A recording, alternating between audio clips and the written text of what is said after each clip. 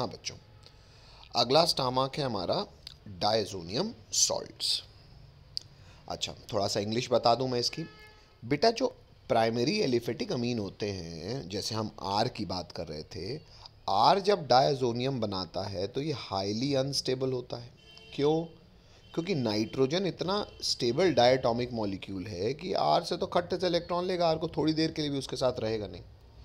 तो alkyl diazonium salt जो है वो हाईली अनस्टेबल होते हैं। हमें पता है फटाफट कार्बोकेटायन बनते हैं और रिएक्ट कर जाते हैं। वही अगर हम एरोमेटिक की बात करें एलिफेटिक के कंपैरिजन में, तो इन ये फिर भी एलिफेटिक के कंपैरिजन में कुछ समय के लिए बने रहते हैं। हमें पता है 0 से 5 डिग्री सेल्सियस में एग्जिस्ट भी करते हैं। अच्छा, बात यह है कि ये अब स्टेबल क्यों हैं? तो इनकी स्टेबिलिटी का प्रमाण है भाई, ये नाइट्रोजन का अगर आप स्ट्रक्चर देखो, ये रेजोनेटिंग स्ट्रक्चर, तो ये रेजोनेटिंग स्ट्रक्चर उससे आपको आराम से दिखेगा कि नाइट्रोजन बीइंग इलेक्ट्रोपॉजिटिव, और सॉरी इलेक्ट्रोपॉजिटिव नहीं, being, because since it carries a positive charge भाई, और ये फर्दर इलेक्ट्रोनेगेटिव एटम से जुड़ा हुआ इलेक्ट्रॉन खींचेगा तो ये माइनस आर दिखाएगा। अच्छा, माइनस आर दिखाएगा तो ऑर्थो और पैरा पे पॉजिटिव चार्ज आएगा, ठीक है, लेकिन कम से कम ये पार्शियल डबल बॉन्ड कैरेक्टर तो बन गया। तो जो बॉन्डर एक था वो बॉन्डर एक्चुअली मजबूत हो गया है। इसलिए अल्काइल के कंपैरिजन में एरोमेटिक डायजोनियम सॉल्ट स्टेबल होते हैं। क्यों? क्योंकि ये फिर भी एग्जिस्ट कर जाता है, हालांकि ये भी बहुत हीरो नहीं है।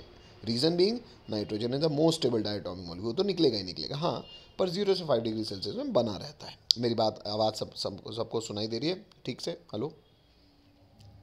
Yes sir. अच्छा, आगे बढ़ रहा हूँ। अब डायजोनियम सॉल्ट्स के बारे में पहले बात पढ़ते हैं, प्रिपरेशन। ये शायद हम जानते भी हैं। हमें पता है बेंजीन डायजोनियम क्लोराइड को बनाया जाता है एनिलीन के साथ नाइट्रस एसिड से रिएक्शन करा के 0 से 5 डिग्री सेल्सियस में। नाइट्रस एसिड क्योंकि अनस्टेबल होता है तो उसको रन टाइम में बनाते हैं सोडियम नाइट्रेट और HCl के साथ। इंग्लिश भी लिखी हुई है कि ड्यू टू इट्स इनस्टेबिलिटी, हाँ, डायजोनियम बेंजीन वाला अल्काइल से स्टेबल है, बट अल्टीमेटली वो भी अनस्टेबल है। 0 से 5 डिग्री सेल्सियस में जो चीज़ स्टेबल रहती है वो, हाँ ठीक है, अल्काइल एकदम ही गए बीता था उससे, ठीक है, पर है तो अनस्टेबल। तो वही कह रहा है क्योंकि due to its unstability the diazonium salt is not generally stored and is immediately produced after its preparation. इसको स्टोर करके अपन डायजोनियम को भी नहीं रखते, इसको तत्काल बनाते हैं अगर हमें इसका इस्तेमाल करना होता है। ये रिएक्शन देख लीजिए, तत्काल बनाने वाला रिएक्शन, ये शायद आप सैंडमेयर से जानते हैं, बन जाता है डायजोनियम सॉल्ट, साथ में NaCl और पानी।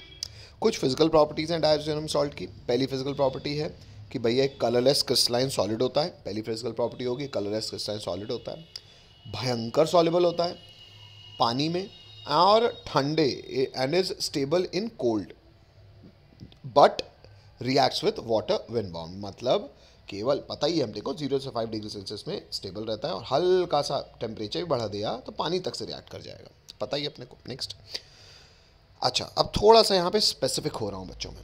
मैं कह रहा हूँ बेंजीन डायजोनियम फ्लोरोबोरेट, अभी देखेंगे क्या होता है, शायद अपन ने सैंडमेयर्स में देखा भी है पर फिर देखेंगे। जो फ्लोरोबोरेट वर्जन होता है इसका, हाँ कोई कुछ पूछ रहा है?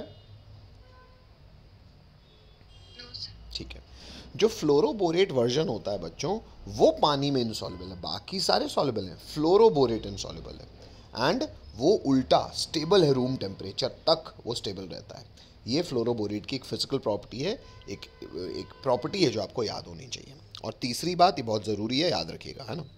और तीसरी बात कहता है benzene diazonium chloride decomposes easily in dry state. मतलब बेंजीन डायजोनियम क्लोराइड जो है वो सूखे स्टेट तक में डीकम्पोज कर जाता है, ठीक है। वैसे ये तो सबके लिए बात वैलिड है, तो अलग से इस बात का बहुत महत्व नहीं हुआ। अच्छा, तो सर इसकी इंस्टेबिलिटी काहे कर रहे हो? यार अनस्टेबल तो है, रन टाइम में बना लेते हैं, तो सर रन टाइम बना के क्या तीर चला लेते हैं? बच्चों बहुत सारे एरोमेटिक कंपाउंड जो अन्यथा बन ही नहीं सकते थे वो डायजोनियम के कारण बन जाते हैं, तो इसलिए इसका प्राथमिकता है। आइए इसकी केमिकल प्रॉपर्टीज़ देखें। मतलब सर ये बहुत सारे एरोमेटिक कंपाउंड बनाता है, हाँ आइए वो रिएक्शन को कुछ देखे भी हुए हैं, आइए रिफ्रेश कर लें। इंग्लिश लिखी है the reaction of diazonium salt can be broadly divided into 2 categories. 2 category में हम बांट सकते हैं। एक कैटेगरी तो आप पूरी देख चुके हो, कौन वाली? पहली वाली। पहली कैटेगरी क्या है बेटा? पहली कैटेगरी वो है जिसमें reactions involving displacement of nitrogen, मतलब वो रिएक्शन जिसमें नाइट्रोजन डिस्प्लेस हो जाती है। हमें पता ही है नाइट्रोजन तो उड़ेगी, मोस्ट स्टेबल डायटोमिक मॉलिक्यूल है, N2 गैस बन के उड़ना चाहेगी। तो आइए इसकी जानकारी देखते हैं। चलो, दूसरा क्या है उसको मैं जब पढ़ाऊंगा तब बताऊंगा, पहले मैं आपको जो आपको आता है वो समझा दूँ। देखो, reactions involving displacement of nitrogen, उसमें होता क्या है, नाइट्रोजन निकलती है, यहाँ पे कार्बोकेटायन हालांकि बनता नहीं है बच्चों, पर हाँ फिर भी ये बता रहा है क्योंकि कुछ केसेस में आप देख भी सकते हो। हालांकि इसने लिखा है कि न्यूक्लियोफाइल आएगा और एसएन रिएक्शन से अटैक कर देगा, है ना। ये बहुत अच्छी बात नहीं है पर चलो लिखा है तो आप भी लिख लेना, है ना। चलो पॉइंट नंबर 1 इतना ज़रूर याद रख लेना, मैं SN2 से होगा तो कार्बोकेटाइन बहुत वहाँ बेंजीन में तो नहीं रहता है, ठीक है। रिप्लेसमेंट ऑफ हेलाइड, अच्छा ये डायजोनियम सॉल्ट है, याद कीजिए cuprous chloride in presence of HCl या cuprous bromide in presence of HBr होना चाहिए बच्चों ये, हाँ सर। या CuCN या KCN। अच्छा, इसका इस्तेमाल करोगे तो Cl लग जाएगा, इसका इस्तेमाल करोगे तो Br लग जाएगा, इसका इस्तेमाल करोगे तो Cn लग जाएगा। Cn लगेगा तो कहलाएगा बेंजोनाइट्राइल। हेलो, और ये सारे रिएक्शंस क्या कहलाते हैं, सैंडमेयर्स रिएक्शन। Sandmeyer reaction. ये अपन देख भी चुके हैं, आगे बढ़ते हैं। हाँ हमको ये भी पता है कॉपर पाउडर यूज़ कर लिया जाता है HCl से तो भी सेम काम हो जाता है, कॉपर पाउडर यूज़ कर लिया जाता है इन प्रेजेंस ऑफ HBr तो भी काम हो जाता है, ये भी बनता सेम प्रोडक्ट है, बस ये कहलाने लगते हैं गैटरमैन रिएक्शन। क्यों, क्योंकि कॉपर पाउडर का इस्तेमाल इसने पेटेंट कराया। अच्छा, एक नोट की बात है कि सैंडमेयर रिएक्शन में जो यील्ड होती है वो ज़्यादा होती है गैटरमेयर से, ये आपको जानकारी होनी चाहिए। आगे बढ़ा दूँ, पता भी थी, आगे बढ़ूँ, ठीक है बच्चों। नेक्स्ट, अब ये भी आपने देखा हुआ है अपने को if you need iodine at the exactly, तो what do you do is the salt reacts with aqueous K I, एक साथ रिएक्शन करोगे, obviously being unstable nitrogen gas releases, I minus यहाँ लग जाएगा, यू गेट आयोडोबेंजीन। तकलीफ, no sir. अब जो ताज़ा ताज़ा फिजिकल प्रॉपर्टी पढ़ी है अपन ने उसको रिफ्रेश कर लेते हैं। Actually diazonium salt fluoroboric acid which is HBF4 के साथ रिएक्शन करता है, इसका H और इसका X मिलकर सॉल्ट बना लेता है HX, और ये N प्लस के साथ BF4 माइनस का सॉल्ट बन जाता है, नाम है बेंजीन डायजोनियम फ्लोरोबोरेट। मैंने इसी की बात कही कि ये पानी में सॉल्युबल भी नहीं होता और ये स्टेबल भी है रूम टेम्परेचर तक, तो अगर आप इसको फर्दर तोड़ना चाहते हो तो आपको हीट करना पड़ेगा।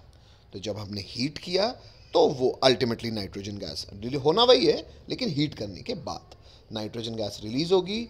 BF4 माइनस था बच्चों, ये BF4 माइनस बदल जाएगा BF3 में, और एक जो F है वो बेंजीन के साथ लग जाएगा, ये लग गया, और यहाँ से आपने बना लिया फ्लोरोबेंजीन। हालांकि ये भी अल्काइलाइड में शायद अपन ने देखा हुआ है। किसी को तकलीफ? नहीं सर। नेक्स्ट, ये थोड़ा सा नई चीज़ है बच्चों, रिडक्शन। रिडक्शन क्यों? क्योंकि हम हाइड्रोजन जोड़ रहे हैं। कैसे? दो तरीके हैं बच्चों, पूरा का पूरा ये ग्रुप हट जाएगा और H जुड़ जाएगा, मतलब बेंजीन बन जाएगा। लगाने के दो तरीके। अच्छा, सामने वाले का रिडक्शन हो रहा है तो जो यूज़ होगा उसका ऑक्सीडेशन होगा, ऑब्वियस सी बात है। तो किन लोगों का ऑक्सीडेशन हो रहा है देख लीजिए, H3PO2 और पानी। बच्चों यहाँ पे पानी एज अ रिएक्टेंट यूज़ होता है, याद रखिएगा, बच्चे बहुत भूलते हैं। H3PO2 in presence of water, सामने हाइड्रोजन जोड़ेगा, खुद ऑक्सीडाइज होगा, बन जाएगा H3PO3। कोई दिक्कत? नहीं सर। यहाँ pH नहीं लिखना चाहिए आपको, यहाँ लिखना चाहिए आपको C6H6, मतलब बेंजीन। कोई तकलीफ? नो। कोई तकलीफ? रुक जाओ, लो भैया, ये तो मेरा ही लड़का रोने लगा, रुक जाओ। चलो आगे बढ़ते हैं, बच्चा चाह रहा बाप ना पढ़ाए, चलो ख़त्म हो गया बस। नेक्स्ट, अब ये अच्छा रिएक्शन है बच्चों, अल्कोहल। अगर अल्कोहल बेंजीन डायजोनियम क्लोराइड के साथ रिएक्शन कर रहा है तो बच्चों ऑब्वियसली अल्कोहल कर क्या रहा है, सामने वाले को रिड्यूस, तो खुद को ऑक्सीडाइज करेगा। कौन सा अल्कोहल यूज़ करते हैं? इथेनॉल। बच्चों इथेनॉल ऑक्सीडाइज होकर क्या बनेगा? एस्टल्डिहाइड। हेलो, ये बन जाएगा benzene. Hello hello, yes sir. चलो ये थोड़ा सा बेटा नया रिएक्शन है क्योंकि आपने पीछे नहीं देखा, इसलिए इसमें मैं दो बार पूछ भी रहा हूँ, आगे बढ़ रहा हूँ मैं। नेक्स्ट, ये भी हम जानते हैं हाइड्रोक्साइल ग्रुप के साथ, इससे हमने फिनॉल का प्रिपरेशन देखा था, पानी के साथ रिएक्शन करा दो, थोड़ा सा 10 डिग्री सेल्सियस पानी डाल दोगे, 10 डिग्री पहुँच जाएगा, मतलब 0 से 5 डिग्री ऊपर हो जाएगा, बन जाएगा फिनॉल। और ये भी नया चीज़ है, सातवां नाइट्रो ग्रुप का जोड़ना। अब बच्चों नाइट्रो ग्रुप का जोड़ना भी वही जो पानी में सॉल्युबल नहीं है और जो स्टेबल है रूम टेम्परेचर तक, यानी कि बेंजीन डायजोनियम फ्लोरोबोरेट, ये आपको एज अ स्टार्टिंग मटेरियल चाहिए। इसका रिएक्शन कराते हैं हम NaNO2 in presence of copper और हीट कर देते हैं। अब जाके इस स्थिति में NO2 जुड़ जाती है, you get nitrobenzene and by product being NaBH4। Hello hello, अच्छा, Yes, sir. ये सारे रिएक्शंस हो गए बच्चों, जिसमें obviously nitrogen is getting released in form of N2 and you are having a substitution. अब सब्स्टिट्यूशन मतलब कोई और ग्रुप आता है और आके जुड़ जाता है, और जो कि अन्यथा इज़ वेरी इम्पॉसिबल। कुछ ऐसे एरोमेटिक कंपाउंड्स हैं जो बन ही नहीं सकते, वो इसकी मदद से बन जाते हैं। अब ये तो सर ख़त्म हो गया, इसमें एक चीज़ और बची है बच्चों, बहुत फेमस है, बोर्ड में भी बहुत आती है, मेंस में तो कलर कलर बहुत पूछे जाते हैं। क्या? Reaction involving retention of Dizo group. अरे सर, अभी तो आप कह रहे थे nitrogen most stable diatomic molecule, वो काहे रुक जाएगा? एक्चुअली बच्चों, नाइट्रोजन को ना दो ग्रुप्स मिल के फंसा लेते हैं, मतलब इधर भी बेंजीन और इधर भी बेंजीन। तो एक्चुअली दो ग्रुप जब मिल के फंसा लेते हैं तो कुछ ऐसे रिएक्शंस हैं जो ऐसे कपलिंग करा देते हैं, इनको कहते हैं कपलिंग रिएक्शन, जिसमें नाइट्रोजन ग्रुप इंटैक्ट रहता है, बच जाता है। बहुत ज़्यादा नहीं, दो ही रिएक्शंस। आइए देखें, पहले इंग्लिश पढ़ दूँ आपके लिए। कहता है the azo products obtained have an extended conjugation system. अच्छा, एक्सटेंडेड कंजुगेटेड होते हैं तो स्टेबल भी हैं। Having both the aromatic rings joint together through this linkage, ये मैंने आपको दिखाई, इसकी N डबल बॉन्ड N और दोनों तरफ benzene ring. These compounds are often coloured, ये लगभग रंगीन होते हैं, and are used as dyes, और उन्हें रंगने के डाई की तरह इस्तेमाल करते हैं, और यही उनके कलर्स काफ़ी फेमस भी हैं। नेक्स्ट लिखा हुआ है this type of reaction is known as coupling reaction, और ये एक ऐसी मतलब इलेक्ट्रोफिलिक सब्स्टिट्यूशन का एग्जाम्पल है। आइए देखें क्या होता है। दो ही रिएक्शन है बच्चों, बड़े फेमस, याद होने चाहिए। देखो, बेंजीन डायजोनियम सोल्ट का अगर आप इस्तेमाल फिनॉल के साथ करोगे, और मीडियम बेसिक रखना पड़ेगा, याद करने का तरीका है बच्चों, उल्टा काम होता है। फिनॉल लगभग एसिड, मीडियम बेसिक। अब इसमें हो क्या रहा है मैंने आपको बोला ना, अगर आप बेसिक मीडियम रखे हो, ये काम भी इलेक्ट्रोफिलिक सब्स्टिट्यूशन का ही है। मतलब अटैक कौन करेगा? Electron loving species. अच्छा, इलेक्ट्रॉन लविंग स्पीशी यहाँ पे एक्चुअली कैसे क्रिएट होता है कि ये जो नाइट्रोजन है आपका, कौन सा? ये, हेलो, अच्छा, इसको माइनस कैसे दिखा सकता हूँ मैं? ये जो नाइट्रोजन है, ये नाइट्रोजन बिहेव करता है एज अ सेंटर, जिसको इलेक्ट्रॉन की कमी है तो इलेक्ट्रॉन खींचेगा। अच्छा, तो इस नाइट्रोजन में पॉजिटिविटी आएगी। अच्छा, तो प्लस ऑब्वियसली प्यार किसको करेगा? माइनस को। तो ये बिहेव करेगा एज इलेक्ट्रोफाइल, और इलेक्ट्रोफाइल जाके अटैक कहाँ करेगा? फिनॉल को, एट ऑर्थो एंड पैरा, क्योंकि ये तो हाईली एक्टिवेटिंग है। मैकेनिज्म की ज़रूरत नहीं है, मैं सीधा प्रोडक्ट पे ही पहुंचा रहा हूँ आपको, लेकिन फिर भी एक हिंट दे रहा हूँ। अच्छा, तो पैरा पे जाके लग जाएगा। अब देखो, पैरा पे आपको बनाना कैसे सीखना है। बनाना तो बहुत आसान है सर। अरे यार, पहला वाला हाइड्रोजन देखो अलग से निकाला हुआ है ना, जोड़ दो, ये सब हटा के। अल्टीमेटली आपने ये जब हटाया तो जोड़ोगे कैसे? बेंजीन, ये N, ये डबल बॉन्ड हो गया, क्योंकि एक बॉन्ड उसने इधर बेंजीन से बना लिया, और ये हो गया उधर का बेंजीन, लेकिन वो साथ में किसके आया है? OH के, साथ में पानी और Cl। हेलो, अच्छा, अब जो ज़रूरी चीज़ और जो बच्चे भूलते हैं, देखो बच्चों, जब हम फिनॉल यूज़ कर रहे हैं, फिनॉल भी एन एसिड, मीडियम बेसिक होगा। अच्छा, फिनॉल के साथ जो जो कलर आता है बच्चों, ये बिल्कुल याद रखिएगा, ये ऑरेंज डाई होती है, मतलब ऑरेंज रंगने के काम आता है। अगर आपने पुरानी पिक्चरें देखी होंगी तो ऐसे देखोगे विलन भाग रहा है ऐसे बाल्टी में, लोग को, जो वो अमिताभ बच्चन की अग्निपथ टाइप की पिक्चर, तो उसमें वो उन लोग कपड़ा डाल डाल के कलर करते हैं, तो एक्चुअली ये वो डाई होती है। खैर, तो ये बन गया हमारा फिनॉल के साथ जो ये कपलिंग प्रोडक्ट बनता है, इसको कहते हैं पैराहाइड्रोक्सी एजोबेंजीन, और ये ऑरेंज रंग की होती है, याद होना चाहिए। उल्टा क्या करें? सेम काम बस एनिलीन के साथ करना है। याद कैसे रखेंगे सर? एनिलीन है, बेस है, मीडियम एसिडिक हो जाएगा, यहाँ पे बेसिक गलत लिखा हुआ है, मीडियम एसिडिक हो जाएगा, H+ लिखा हुआ है। होना क्या है? वही सर, पैरा वाली बात होगी, कपल हो जाएंगे, देखो कपल हो गए। This is para amino azobenzene, this is a yellow die. Colour बहुत ज़रूरी है, ऊपर वाली ऑरेंज फिनॉल के साथ ऑरेंज, और दूसरी वाली येलो। ऑरेंज येलो याद रहती है, आदमी भूलता है क्या? तो फिनॉल के साथ ऑरेंज, और एनिलीन के साथ येलो। कोई तकलीफ बच्चों? हेलो, चलो ये इंग्लिश पढ़ देता हूँ मैं, फिर मैं बता देता हूँ आपके लिए ज़रूरी है कि नहीं। इंग्लिश कह रही है for an effective coupling the solution must be so alkaline that the concentration of diazonium is too low. It must not be so acidic that the concentration of free amine or phosphide ion is too low. Amines couple fastest in mild. नहीं नहीं बेटा, ये फालतू की जानकारी है, बिल्कुल मत लिखिएगा। ये कोई सवाल फंसा होगा, उससे इसने इंपोर्ट कर लिया होगा, कोई ज़रूरत नहीं बच्चों लिखने की। आगे बढ़ रहा हूँ मैं। वाटर। हाँ बच्चों, ये ज़रूर नोट आप डाल लीजिएगा। एक्चुअली आप जब एनसीईआरटी करोगे तो आप एक सवाल में फंसोगे, ये ठीक सवाल है। एनसीईआरटी का हालांकि एक्सरसाइज का क्वेश्चन है, पर फिर भी इसको सुन लो। देखो, बोला जाता है कि जो ये आप नोट डाल के आप भी लिख लीजिएगा, जो इथाइलमीन होता है ना बच्चों, ये पानी में सॉल्युबल है और ये रिएक्ट करता है फेरिक क्लोराइड के साथ। क्या बनाता है? प्रेसिपिटेट। किसका? फेरिक क्लोराइड का। देख लो भाई, इथाइलमीन पानी में एक्चुअली पानी बिहेव करेगा एज एन एसिड और इथाइलमीन बिहेव करेगा एज अ बेस। इसने इलेक्ट्रॉन दिए, OH माइनस आयन दे दिया। अच्छा, ये बन गया कैटायन। तो क्योंकि इथाइलमीन पानी से रिएक्ट कर जाता है तो ये पानी में सॉल्युबल है। हेलो हेलो, अच्छा अब देखिएगा, ये जो मिथाइल अमीन है, मिथाइल अमीन एक स्ट्रॉन्ग बेस है पानी से, इसलिए ये OH माइनस आयन बना सकता है। भाई देख लो, मिथाइल अमीन जो है ये स्ट्रॉन्ग बेस है, ये स्ट्रॉन्ग बेस है तो ये इलेक्ट्रॉन देगा हाइड्रोजन को। भाई बेस है तो इलेक्ट्रॉन दिया, हाइड्रोजन ने एक्चुअली पानी के हाइड्रोजन को इसने इलेक्ट्रॉन दिए तो बना दिया CH3NH3+ और पानी रिलीज हो गया इन फॉर्म ऑफ OH माइनस। अच्छा, तो इस चक्कर में इसने OH माइनस आयन रिलीज करा लिए। हेलो, अब वो OH माइनस सारे के सारे Fe+3 आयंस को लेके क्या बना लेंगे? Hydrated Fe2O3.XH2O। ये ब्राउन कलर का प्रेसिपिटेट दिखता है। Hello hello,